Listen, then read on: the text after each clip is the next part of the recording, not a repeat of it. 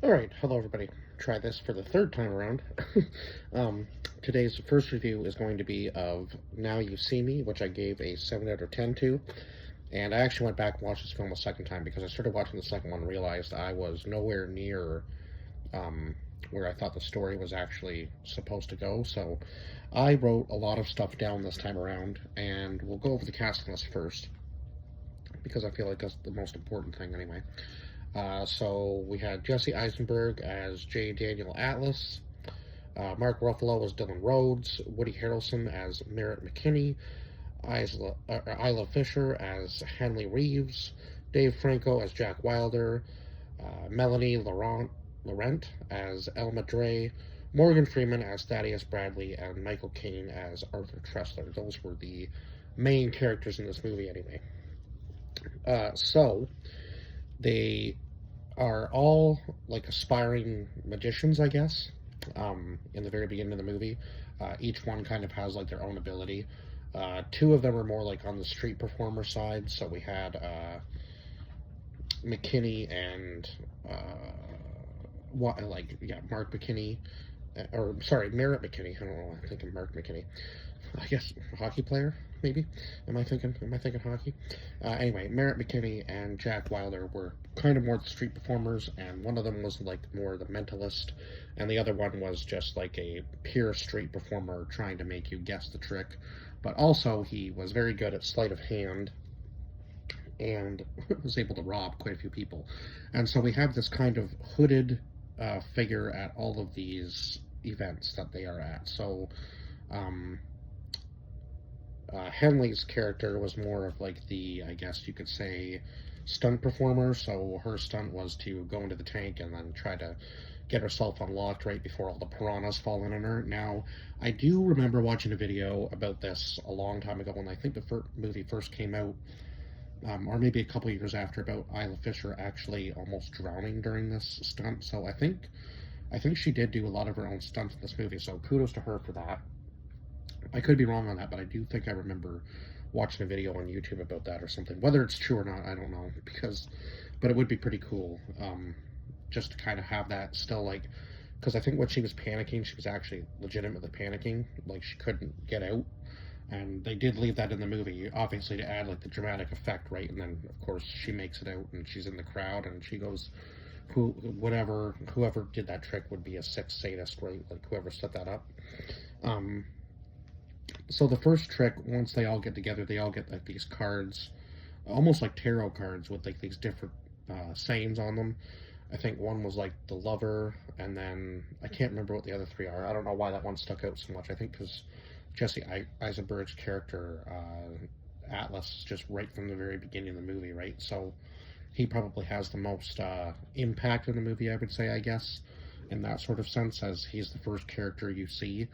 And of course, he's just doing like a simple card trick, but he says, the closer you look, the less you'll actually see of the magic trick itself, which I thought was kind of cool. But and then he was able to get like of course, they even in the movie, like when they're flipping through the cards, they specifically make you look at the seven diamonds. Like that's the card you're supposed to focus on, right? And then of course it gets plastered up on like the building side, and it's cool. But obviously, there's a tell to the trick, right? And this girl's like all over him at his apartment, and um, she's like asking him how he did the trick, and he said he just paid the electrician like $50, and it was easy enough to do. So, in their first trick, once they all eventually get together and they become the Four Horsemen under Arthur Tressler, uh, they decide that they're going to rob a bank. Now, obviously, they don't actually rob the bank, and I feel like this is kind of where the movie kind of started to recycle the same stuff for me. Because after the first trick is cool, don't get me wrong, like dropping the guy with the headset on, thinking that he's gone to Paris back to his own bank, thinking that he's gone to the Credit Republican of Paris.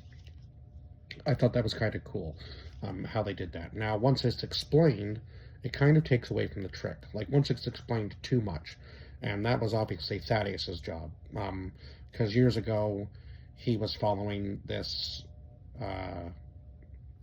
magician, oh my god, I know I wrote it down somewhere. Lionel Shrike.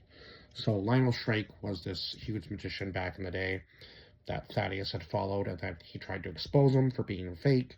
And then 3 years later, Lionel decided that he was going to do this extreme thing where he put himself in a safe, and when it dropped to the bottom of the ocean, obviously it wasn't.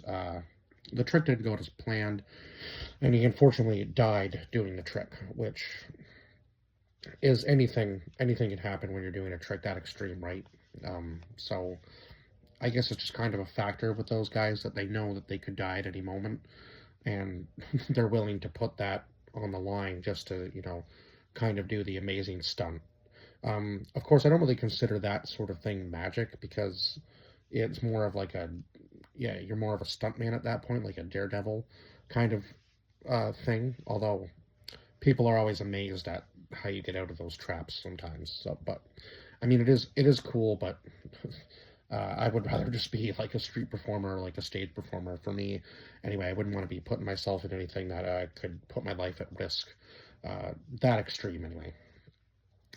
Um, so, uh, Dylan Rhodes is the cop, and also uh, Elma, who was brought in from Interpol to help him solve this case. So they rob the bank, but they don't actually rob the bank, obviously. And they used flash paper, I guess, in the real bank in order to um, burn all the money away, so that the trick is happening in two places, essentially.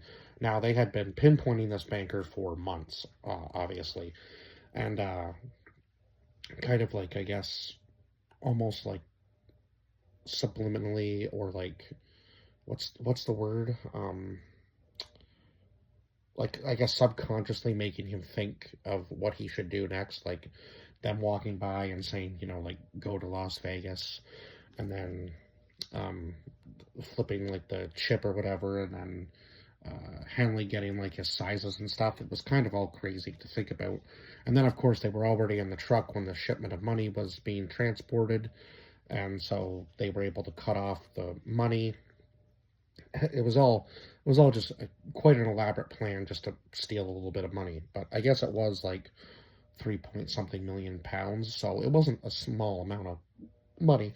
And then, of course, they pretend like it's all being vacuumed up from Paris, and they shoot it out into the crowd and give it all back to the crowd, right? And so, yeah, Thaddeus does then admit after that to exposing Lionel Shrike, in a sense, and then we go into like this little bit of a spiel about ancient Egypt and the eye, which I guess is what all the four horsemen are trying to get to, right? That's what they want to be. They want to prove themselves worthy of this secret organization called the Eye. So I guess in ancient Egypt, the Eye was essentially magicians that perfected the sleight of hand, and they used magic and illusion to balance the scales of justice. So kind of like Robin Hood, they took away from the pharaohs and gave to the slaves. So it was kind of like a Robin Hood scenario, I guess. Even then, in ancient Egypt, I'm sure that was obviously before Robin Hood was around, but it's kind of cool to think that each generation kind of has like its own, I guess, essentially like a Robin Hood type character. Kind of cool to think about. And so their next trick, when they're on the plane with Tressler, they pretend like they can, or they're trying to pretend like they can read his mind. And of course, they get obviously Atlas to do it, and he doesn't know how. So Tressler gives them all this information, like his banking password and so on and so forth. And of course, then they are able to bring in a whole crowd that has somehow been wronged by Tressler Insurance, and take all the money out of Tressler's account and put it into the bank accounts of the people that have been wronged. So that was kind of a crazy trick. And then, of course, all they left him was the Rolls Royce and the plane. So now Tressler's trying to get Thaddeus in to help him catch the horseman, and also now Dylan is trying to catch the horseman as well. Now there was talk of like a fifth horseman, so somebody who's kind of like pulling the strings the entire time, um, they're there, right? So, and of course, the second trick, they get a whole bunch of people to, uh, um, oh my God, McKinney hypnotizes a bunch of people and then gives them like this cue of the quarterback is going to say the word freeze, and of course, Dylan is there to say the word freeze, and so you kind of forget about the guy in the like sweater who was always at these events at the beginning of the movie. You're like, okay, we know there's a fifth horseman probably pulling the strings somehow, and they're making it look like it's Thaddeus potentially, and then they're making it look like it might be Alma as well at one point. So kind of a crazy concept. They were definitely throwing you off of the path, right, as to who it could potentially be. So they take all of Tressler's bank account and give it to the poor. So again, modern day Robin Hood situation we got going on here. And then, of course, their last trick, obviously they want to join the Eye, and then they find out that the cops find out, or the FBI, I guess, finds out they've been after this company called Elkhorn. And this, of course, was after they had put a bug into Dylan's phone, so they had been tracking him, and at one point he thinks he's going to get them, and then he ends up tracking himself. Now, this was all kind of, by the end of the movie, you all kind of find out that's like an elaborate plan.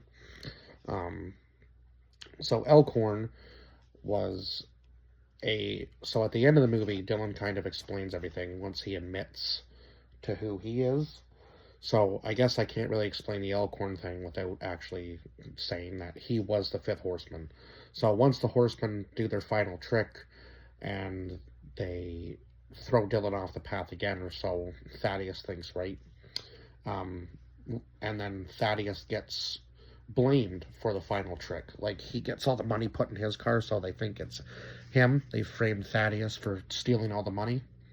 So it was kind of crazy how they did it with the whole mirror, similar to the rabbit in the box trick, with so that they pull the mirror out, but they mirrored the image of the room that the safe was in, so that they think the safe is stolen, but really somebody else goes back in and steals the safe, which was Wilder. And Wilder had faked his death earlier in the film. So now we know that Dylan was part of the, I guess Dylan was already part of the Eye, technically. And so he had put all four of them together, right, to become the Four Horsemen and join the Eye with him. So, I guess up at this point, Elmo would have known that he was the final player in the game, right? And so when he goes back, he said everything was connected. Like, the Credit Republican, Paris, Elkhorn, and the Eye. Like, it was all somehow connected. Sorry, and Tressler Insurance. So Tressler Insurance, Elkhorn, and the Credit Republican of Paris was all connected. So I believe, yeah, so Tressler Insurance, I guess, was the one had wronged his dad in the past. And what was it with the Credit Republican of Paris that had done him wrong? I guess that was maybe where he was supposed to get the money from Tressler or through Tressler Insurance. Was that it? I can't remember the exact connection, but I know that Elkhorn was the safe manufacturer, and they used cheap steel and they cut corners. And of course, we know that Lionel Shrake, his father, after he admits it to Thaddeus in the cell, and tells him that he wants him to rot in prison for the rest of his life, basically, for what he's, played, for what role he's played in it anyway. So yeah, he explains that Elkhorn was obviously the reason that his father died, and then Tressler Insurance, I guess, was the insurance company that his father was with, and they denied him. And I'm not sure, I can't remember the exact connection for the bank, but I do know there was something, they were somehow connected.